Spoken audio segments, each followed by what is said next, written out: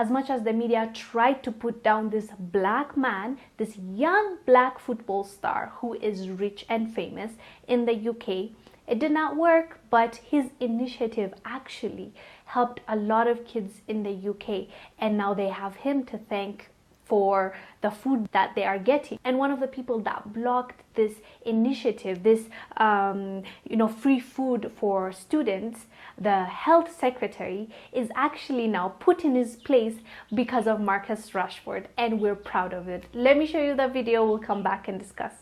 I'm really glad that we're able to send out food for those who receive free school meals when schools are in, and I'm really glad that we're able to do that when schools are out. If you're that glad, can I just ask you a difficult question? Why did you vote against it?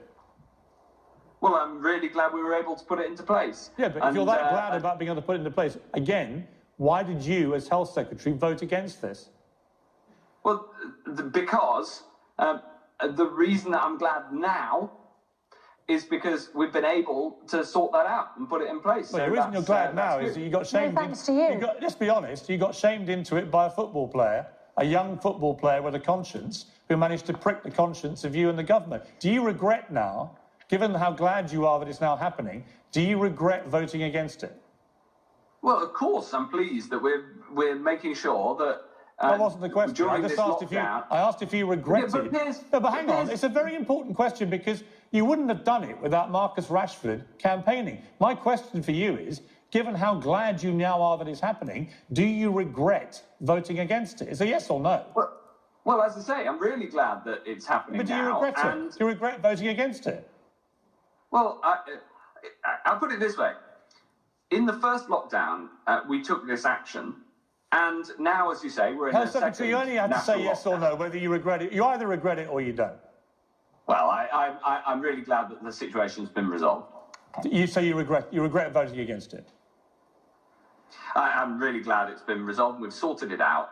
And I'm going to use my own words to describe my own feelings on this one. So you won't answer the question? Well, it's that I'm answering the question, and I'm really glad that we've sorted it. Well, let's just hope going forward we don't rely. Let's just hope we don't have to rely, as we have to again this week, on Marcus Rasford to once again. First, let's talk about this video before we get to Marcus Rasford and what he has done for these kids and why we need to appreciate this young man.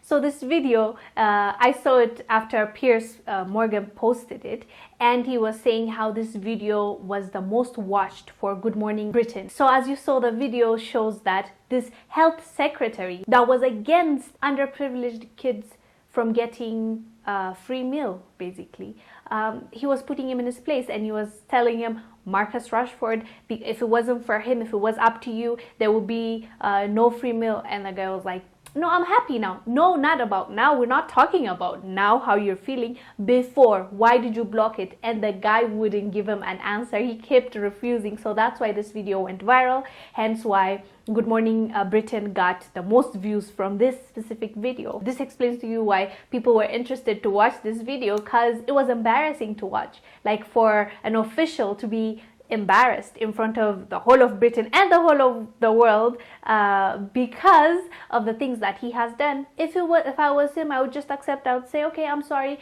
I've done something messed up, I'll take it back. But he did not want to accept, so Piers Morgan just keep screwing and screwing, tightening the screw on him.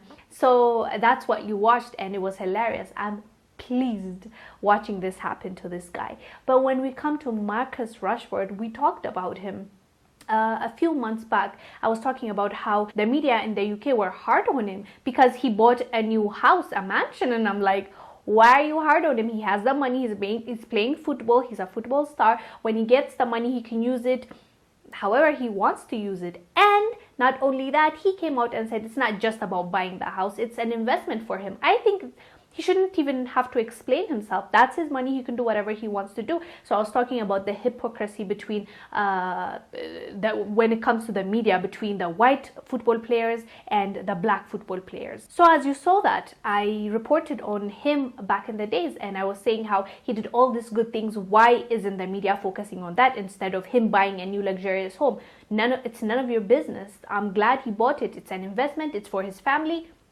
Well done to him. I'm glad he bought that. So I was talking about that. But now we even see his initiative, how far it has come and how much it is helping children in the UK. This is so heartwarming to see this.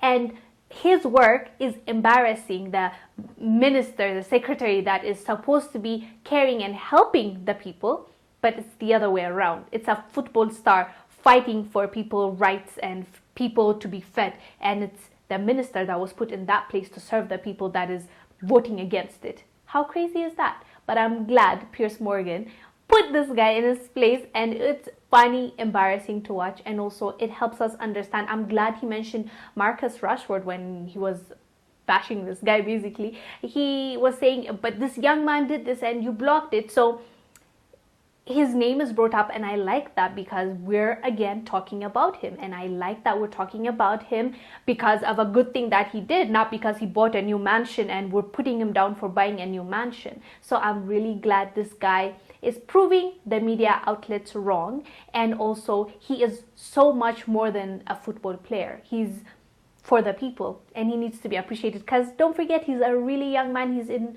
his early 20s, I believe. So yeah, that's a really exciting news and a satisfying one. Watching that video, I was satisfied. Do let us know down below what your thoughts are about this health secretary refusing to admit that he was wrong. Do let us know down below. I am Wangel Zalal. I'm bringing you this report. I'll see you on the next one. Bye.